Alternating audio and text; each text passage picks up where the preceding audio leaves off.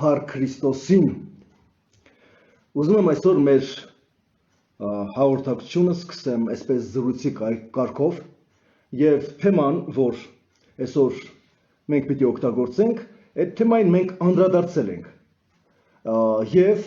թեման շատ մեծ քաջ հայտնի թեմա է, Աստվածաշնչից սա այն պահն է, երբ որ ուրեմն Ասորեստանի թագավորը ուղարկեց իր գեներալներից մեկին, այսինքն Ռաբսակին,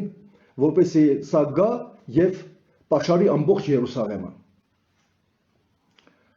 Այդ ժամանակ Հայաստանի մեջ մնացել էին ընդամենը 3 քաղաքներ։ Եվ այդ 3 քաղաքների դեմ գնում էր կոնկրետ, ասենք, պատերազմական գործողություններ, որտեղ որ մենք տեսնում ենք, որ ժողովուրդը շատ բարդ վիճակի մեջ էր։ Ռաբսակը կանգնեց եւ ժողովրդին ասեց խոսք, նա ասեց այս խոսքը. Ես եկել եմ, որպեսզի դուք ձեր աղբը ուտեք եւ ձեր մեզը խմեք։ Ռաբսակը այսպեսի խոսք ասեց։ Մի ահավոր վիճակ էր այդ իրականությունը։ Ահավոր վիճակ, որտեղ որ մարդիկ ընկել էին էկոնոմիկական մի սարսափելի վիճակի մեջ, իրանք չէին կարողանում ոչ իրենց ամրոցներից դուրս գան, իրանք չէին կարողանում որևիցե մի բանով իրենց ապահովեն, որովհետև շրջապատված էին զորքերով։ Ես հիմա տեսնում եմ, որ Հայաստանի պայմանները այսօր, Հայաստանի իրավիճակը նույն իրավիճակի մեջ է, ոնց որ այդ ժամանակ Եզեկիա թագավորի օրոք Իսրայելը ինչ վիճակի մեջ որ գտնվում էր եւ թշնամին ինչպես շրջապատել էր Իսրայելը, նույն իրավիճակի մեջ գտնվում ենք մենք։ Մենք շրջապատված ենք թշնամի պետություններով, մենք շրջապատված ենք զորքերով, շրջապատված ենք։ Հիմա տեսեք, սահմանամերձ գոտի Նախիջևանի կողմում թշնամին բերել է տեղաբաշխել է 50,000-նոց բանակ։ Մի կողմից, ասենք, նայում ենք, որ Ադրբեջանի առած քայլերը մի ամբողջ կոալիցիա հարձակվել է մեր վրա, մի փոքր պետություն, մի փոքր, եւ այս փոքր պետությունը գտնվում է նման իրավիճակի մեջ։ Ու գիտեք ինչն է հետաքրքիր, Ռաբսակի արածը, որպես գեներալ, ինքը Ասորեստանի թագավորի գեներալներից մեկն էր, որը մեծականակ զորքը վերցրած եկել էր, որպեսզի այդ ամբողջ ժողովուրդներին կեղեքի ոչնչացնի։ Արմատախիլանի ու տանի տեղից։ Այո, ես հասկանում եմ, որ կոնկրետ ժողովուրդները հասել էին, ասենք այն բանի, որ իրենք դրան արժանացել էին։ Իսրայելը կոնկրետ դրան արժանացել էր, բայց մի հարց կար. ով էր Իսրայելը որպես գին Աստծո առաջ։ Ուզում եմ այստեղ կանգնենք։ Ես հարց եմ տալիս ձեզ, մեր պետությունը, Հայաստանի պետությունը, հայոց աշխարհը, հայ ազգը, որպես ժողովուրդ անշուշտ ունի քայլեր, որ Աստծո առջև ճիշտ չի։ Ես հասկանում եմ այս process-ը, որ ասենք բաներ է կատարում, որտեղ մենք նկատում ենք սա եւ տեսնում ենք, որ իրոք այս պատերազմը կատարվում է, բայց նրա փոխարեն որպեսզի իմ ազգը իրեն պարտված զգա, ես ուզում եմ այս խոսքը տարածեմ իմ ազգի համար, որ ազգս իրեն պարտված չզգա։ Չմտածի, որ ինքը երբևիցե պարտվել է։ Ես ուզում եմ ցույց տամ ազգի հաղթանակը ինչու մեջ է կայանում։ Հասկանում եք թե չէ։ Եթե վերցնենք լոկ բարոյահոգեբանական վիճակը, սրա մասին չի խոսքը, այլ կա մի իզմ, կա մի միտք, կա մի համոզմունք, կա մի հավատամք, որին ես ուզում եմ իմ ազգի հայացք ուղղեմ։ Որն է դա։ Ուրեմն նկատենք, ինչ էր կատարվում։ Եկավ ու ասեց. եթե դուք հիմա ես դες տալիս եմ 2000 ձի, եթե դուք ունեք 2000 զինվոր, նստացրեք այդ ձիերի վրա։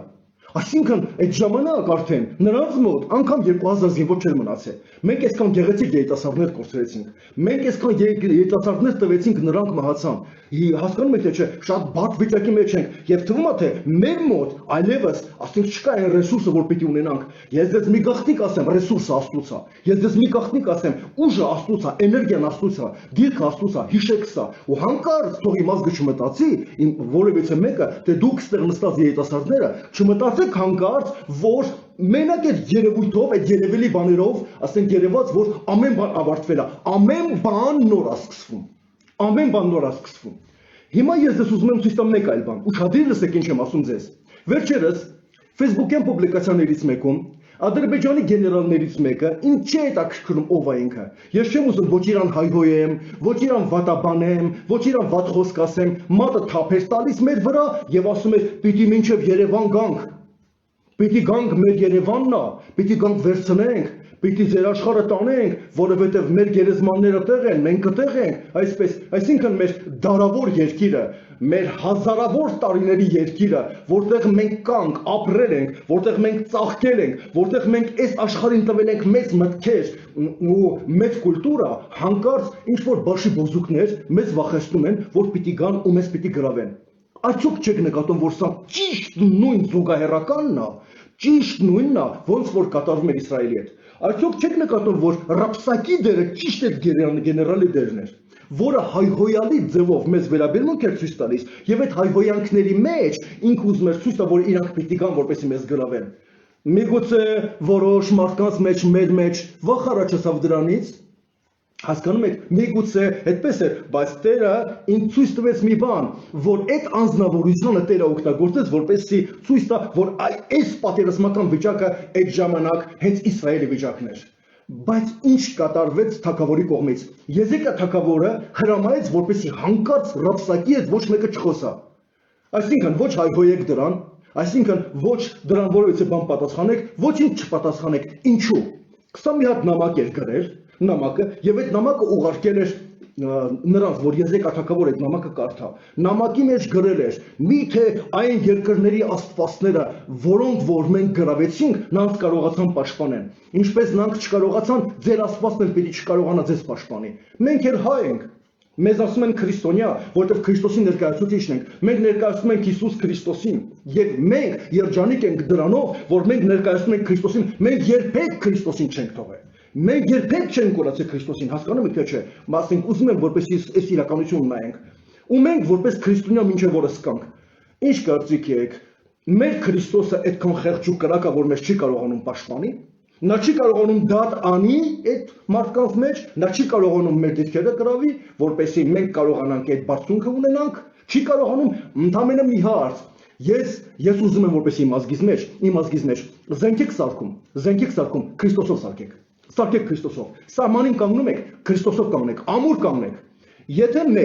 Եթե մեր առաքելական եկեղեցու աղոթքները դուք ուսումնասիրեք, գիտեք այնտեղ հուսավորչական եկեղեցու մեջ կան աղոթքագրքեր եւ աղոթքներ կան, որտեղ որ զինվորականները գիշերային պահերին պիտի իրենք աղոթեին։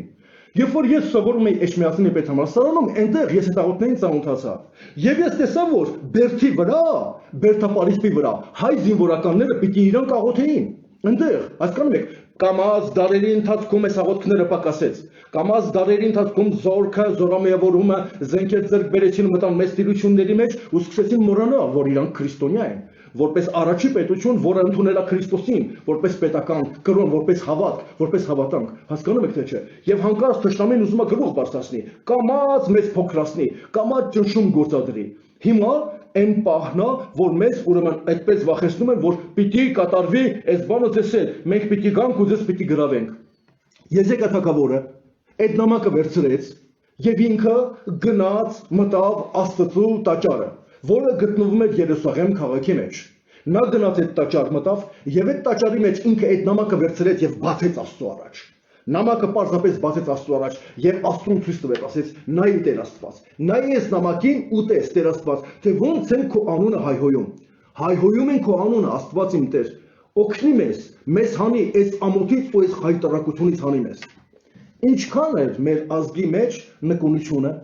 ինչքան էր, ասենք, վիճակը, որտեղ մեր ազգը հասել էր մի վիճակի ու թվում էր, որ վերջ, մի հատ իրավիճակը, որ կոտրված են, բոլորը կոտրված են, բայց իսկական հավատքի Տեր անձնավորությունները գիտեին, որ սա վերջը չի։ Ես ուզում եմ ձեզ հիշեցնեմ Հիսուս Քրիստոսի խոսքերը. «Մարդու որդին եկավ, որպեսզի կորուսվածը փնտրի ու փրկի»։ Այսինքն, իսկ սատանայի մասին գրված է, որ գողը գալիս է, որպեսզի գողանա, սպանի ու կորցնի։ Այսինքն վերջնական դիրքը սատանայի դա կորցնելն է։ Իսկ Քրիստոսի սկզբնական դիրքը դա կորցրածը փնտրելը, գտնելը ու փրկելն է։ Հիմա այնտեղ որտեղ մարդկային ռեսուրսները ավարտվում են, այնտեղ որտեղ մարդկային հնարավորությունները ավարտվում են, այնց այնտեղ սկսում աստվածային ռեսուրսները ու աստվածային հնարավորությունները։ Մեր ազգը եկավ մի իրավիճակի մեջ, որտեղ որ իր բոլոր ռեսուրսները եկավ ավարտի։ Իր ռեսուրսները եկավ այն վիճակի, որտեղ ինքը համոզվեց, որ ինքը չի կարողանում։ Հասկանում եք թե չէ։ Այդ խոսքը, որ կա կապիտուլյացիա, այդ խոսքը նախորդ գրված է ուրեմն Զաքարիա մարգարեության մեջ, Զաքարիա մարգարեության մեջ հսի մի խոսք կա. եւ պիտի լինի, որ այդ օրերին պիտի թափեմ Երուսաղեմի վրա եւ անոր բնակիչների վրա աղոթքի եւ շնորհի հոգի։ Ուրիշ թարգմանության մեջ օրիգինալի մեջ գրված է աղոթքի եւ կապիտուլյացիայի հոգի։ Այսինքն մարդը վերջի Աստծո արչեւ կապիտուլյացիայի պիտի ենթարկվի։ Աստծո արչեւ մարդը ձեռքերը պիտի բարձրացնի ու պիտի ասի. ես ճիշտ չեմ ապրել։ Ես ճիշտ չեմ ապրել։ Հիմա ես իմ կառավարությունը հանձնում եմ քեզ։ Հիմա ես ուզում եմ որպեսզի դու ինձ տաս հանճար իմաստություն, ինձ տաս դիրք, ինձ տաս հավասարակշռվածություն, որպեսզի դու Տեր Աստված ինձ տաս խաղաղություն, որ ես կարողանամ այն միտքը, որ դու ինձ տալիս ես, իրականացնեմ, օգտագործեմ իմ ազգիս կյանքի մեջ, իմ կյանքի մեջ, Տեր Աստված, խնդրում եմ քեզ, Տեր։ Եվ ինչ կատարվեց, երբ որ Եզեկիա թագավորը վերցրեց տարավեց նամակը Աստծո առջև դրեց ու ասեց. տես, Տեր Աստված, նայի Աստված ջան, թե ոնց են քեզ հայհոյում այդ գեներալ կոչվածները, այդ մարդիկ ոնց են քեզ հայհոյում ու մտածում են, որ հաղթեցին, բայց դա այդպես չի, խնդրում եմ, որպեսզի դու կատարես, Եզեկիան այսպեսի խոսքերով դիմեց Աստծուն։ Հիմա ինչ է անում Տերը, նա ուզում է, որպեսզի մենք այդ նամակը բացենք Աստծո առաջ։ Մեր մեջ պիտի գտնվեն Եզեկյաներ,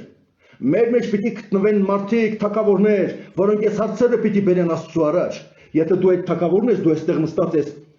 թող լինի Հովսեփը, թող լինի Արտուրը, թող լինի Ժորան, թող լինի Ռաշիդը, դուք լինեք, ովքեր որ այստեղ կան, բոլորդ միասին, հասկանում եք։ Այսօր ես դες ուզում եմ ասեմ, որ մեր երեք հրաշալի եղբայրները այսօր գնացին, ասենք իրենց ծառայությունը մատուցանելու մեր ազգին։ Բայց ես դες նաև ուզում եմ ասեմ, որ այդ անձնավորությունները գնացին Քրիստոսին իրենց սրտի մեջ ունենալով։ Այ ես ուզում եմ, որպեսզի ազգից մեկ ցանկացած անձնավորություն այդպես Քրիստոսին իր սրտի մեջ ունենա, ոնց որ նրանք ունեն։ Որ նրանք լուրջ ձևով կանգնում են Տերոջ առջև, որ հասկանում են, որ մենակ զենք չի որ պիտի լինի, խիստ պարտադիր է, որ այդ զենքեր այդ հավատամքը լինի։ Եթե զինվորի սրտի մեջ հավատամքը չկա, զինվորը վախկոտ է։ Առաջինը պատերազմի ժամանակ, առաջինը, երբ որ հենց պատերազմը կատարվում էր, երբ որ ես մարդկանց պատրաստում էի որպես ֆիզիկական պատրաստման պետ, ես գիտակցում էի, որ այդ անձնավորությունները, եթե իրենք վախենան, եթե նրանք լինեն վախկոտ, իրանք չեն կարողանա կռվեն, չեն կարողանա։ Ուրեմն մարդուն առաջինը պիտի տաս անվախության դիրքը, ո՞րն է անվախության դիրքը։ Երբ կարա մարդը անվախ լինի, մի դեպքում, եթե իր սրտի մեջ կա այդ հավատքը ամենակարող Աստծո հանդեպ, հավատքը Քրիստոսի հանդեպ, հավատքը իրականության հանդեպ, հավատքը այն կյանքի հանդեպ, որը Տերը մեզի համար պատրաստել է։ Հասկանում եք թե չէ։ Եթե այդ հավատամքը չկա, մարդը հաստատուն լինել չի կարող ու իմ ամբողջ նպատակը սեղել է, որպեսզի այդ անձնավորությունները այդ հավատամքը ունենան։ Հասկանում եք, այսպես իրավիճակ կա։ Հիմա մեր ազգը այն վիճակի մեջ է, որ նա այդ հավատամքը պիտի ունենա։ Նա պիտի ունենա։ Եթե ազգը այդ հավատամքը չունեցավ, եթե չունեցավ, չի կարա կանգնի, չի կարա կայուն մնա տեղում։ Անկամ այն ծրագիրը, որ ինքը ունի, որ այդ ծրագիրը ուզում է տանի առաջ, այդ ծրագիրը չի կարողանում տանի առաջ, եթե ինքը այդ հավատամքը չունեցավ։ Դու որևիցե գործ որ կատարում ես, եթե դու չհասկանաս, որ վերցրել ես մուրճը, ուզում ես վերցրել գամը, այսինքն մեխը, ուզում ես գամես, եթե դու չես հավատում, որ դու նրան կարող ես գամել, դու չես կարողանա գամես։ Չես կարողանա գամես։ Այդ բևերը քո ձեռքին կծրվի, այդ մեխը քո ձեռքին կծրվի, այդ գամը քո ձեռքին կծրվի, չես կարողանալ գամես, բայց երբ որ դու ունես հավատանք, քո աշխատանքը կկատարվի, ուրեմն քո գործին դու պիտի հավատաս։ Եզեկիան տարավ ցույց տվեց Աստծուն, եւ Աստված Եսայի մարգարեի բերանով ասեց մի հետաքրքիր բան։ Նա ասեց. «Պիտի ծաղրի քեզ Իսրայելի կույս աղջիկը»։ Ինչ է սա։ Ինչու են կույսի մասին խոսքը։ Ինչ է կույս խոսքը։ Կույսը դա անարատություն, մաքրություն ու անպաշտպանությունն է։ Եվ նաև թուլություն։ Հայաստան աշխարհը այսօր այդ կույս վիճակի մեջ է։ Նա պետք է ունենա իր անարատությունը, իր մաքրությունը եւ ինքը իր անպաշտպանությունը ինքը պետք է զգա։ Հայաստանը այս վիճակի մեջ է։ Եվ գրված է, որ պիտի ծաղի քո հետևից, իր գլուխը պիտի շարժի եւ պիտի ասի. «Ում էի դու ծաղրում»։ Եվ այդ գիշեր Աստված հրամայեց եւ իր հրեշտակներից մեկը դուրս եկավ եւ 185,000 թշնամու բանակից զինվոր սպանեց։ Առավոտյան վեր կացան, ասորիները տեսան, որ ամբողջը մեռելներ են, դիակներ են, ամբողջը։ Վեր կացան սուս ու փուս հետ քաշվեցին։ Երբ որ գնացին իրենց երկիրը, այն թագավորը, որի անունն էր Սենեքերիմ, ուշադիր լսեք, այն թագավորը, որի անունն էր Սենեքերիմ, Սենեքերիմը գնաց իր չաստու տունը, իր կուրքի տունը, որպես այնտեղ երկրպագի։ Եվ Սենեքերիմին իր կուրքի տանը, իր չաստու տանը, իր երկու որդիները, որոնք ծնված էին իրենից, եկան մտան ներս ու նրան սպանեցին։ Իր երկու որդիները, նրանք ծնված էին Սենեքերիմից։ եւ փախան ոչ ուրիշտեղ, այլ Հայաստանի աշխարհը, Արարատյան աշխարհը փախան։ Ես ես հարց եմ տալիս։ Համաշխարհային կայսրություն էր Ասորեստանը, համաշխարհային դիրք ուներ ինքը, հզորություն։ Ինչն էր պատճառը, որ նա ուժային ստրուկտուրաները չկարողացան գան Հայաստան եւ Հայաստանից այդ երկուսին վերցնեն ու տանեն։ Ինչու նրանց պատժի չարժանացրին։ Այսինքն Հայաստանը ուներ դիրք, որ հետո Աստված այդ Հայաստանը պիտի օգտագործի համաշխարհային մեկ ուրիշ կայսրություն քանդելու համար։ Որն էր Երեմիա մարգարեության 51-րդ խոսքում գրված է. Դրոշ բարձրացրեք, փող հնչեցրեք, կանչեցեք անոր դեմ, այսինքն Բաբելոնի մեծ կայսրության դեմ, կանչեցեք Արարատի մինի ասկենազի թագավորությունները, այսինքն Արարատի առաջին, այսինքն մեր Հայաստանը առաջի դիրքերը։ Ուշադիր եք հիմա ինչ է կատարում, մենք փոքրացել ենք, մենք դժվար վիճակի մեջ ենք, բայց այսօր հանկարծ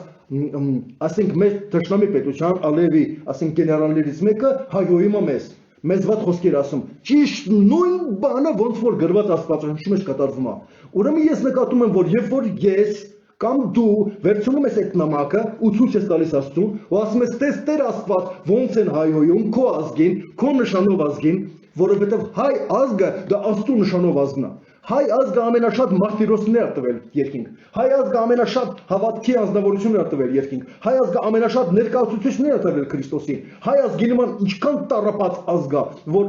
ինքը միշտ եղել է Աստծո զոհասեղանին, հայ ազգին։ Ասում են Հայաստանը միշտ օգտագործվել է Բյուզանդիայի կողմից, Պարսկաստանի կողմից, ասենք մյուսների կողմից։ Եկել են այստեղ մի հատ ասպարեզ ա եղել, որտեղ անդադ պատերազմներ ա եղել, ինչու։ Ինչու այս խաչմերուկը եղել է։ Ու ինչու մինչև հիմա այս խաչմերուկը կա, որովհետև հայոց աշխարհը իսկապես Քրիստոսի ներկայացուցիչն է, որովհետև հայոց աշխարհը մինչև հիմա է Քրիստոսը ներկայացնում։ Հասկանում եք թե չէ, որովհետև հայոց աշխարհը չի դադարի Աստծո զոհասեղան լինելուց, որովհետև հայոց աշխարհը չի դադարի Աստծո զոհասեղանի լինելուց, չի դադարի։ Նա միշտ կա ու Աստված այստեղ կենթանի է։ Բոլորը գիտեն, որ այստեղ է հոգևորությունը ու սատանան իր ուժը կոնցենտրացնում է մեր աշխարհի շուրջը, որպեսզի ոչնչացնի, բայց չի կարողանալու։ Չի կարողանալու։ Եվ ինչպես որ կատարվեց սա, այնպես էլ ուշադիր լսեք ինչ եմ ասում ձեզ։ Եթե Սենեքերիմին սպանեցին այնտեղ իր որդիները ու փախան հայոց աշխարհը, Ալիևի համար լավ չի վերջանալու։